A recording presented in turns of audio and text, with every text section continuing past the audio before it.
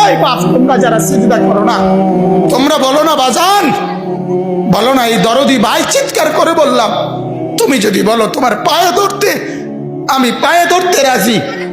তুমি যদি বলো তোমারে জড়িয়ে ধরে কাঁদতে, আমি কাঁদতে রাজি। তুমি বলো কেন আল্লাহর সাথে রাগ করলা? কেন আল্লাহর সাথে রাগ করলা? কেন আল্লাহর সাথে নারাজ হইলা? কেন সেজদা কপালে জুটলো না?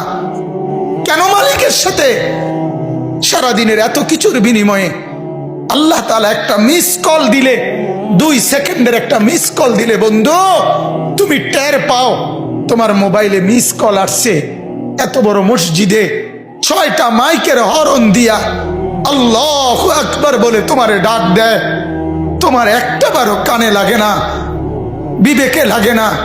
তোর মতো সত্য ডাকাত, তোর মতো পাষাণ বেটা আর কে হইতে পারে? বেটা কথা বলেন না কেন?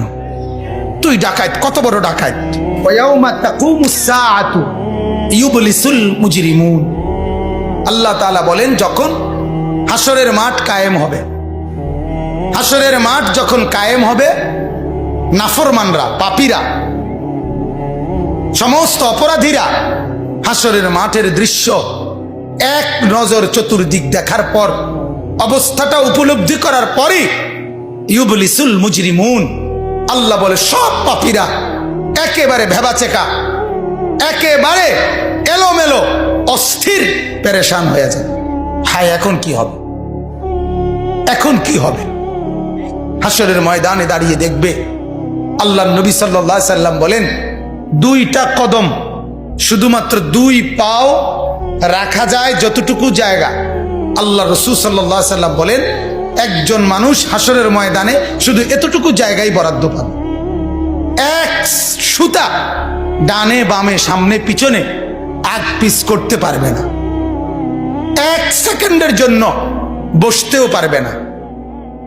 আল্লাহ তাআলা কোরআনুল কারীমের মধ্যে বলছে ইয়াউমা ইয়াকুমুন নাস লিরাব্বিল আলামিন, রব্বুল আলামিনের সামনে সবগুলো মানুষ দাঁড়িয়ে থাকবে, দাঁড়ানো দাঁড়ানো দাঁড়ানো থাকবে, দাঁড়িয়েই থাকবে।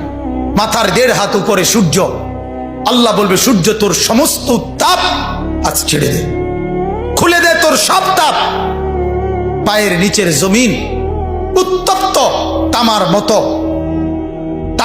মতো উত্তপ্ত হয়ে যাবে।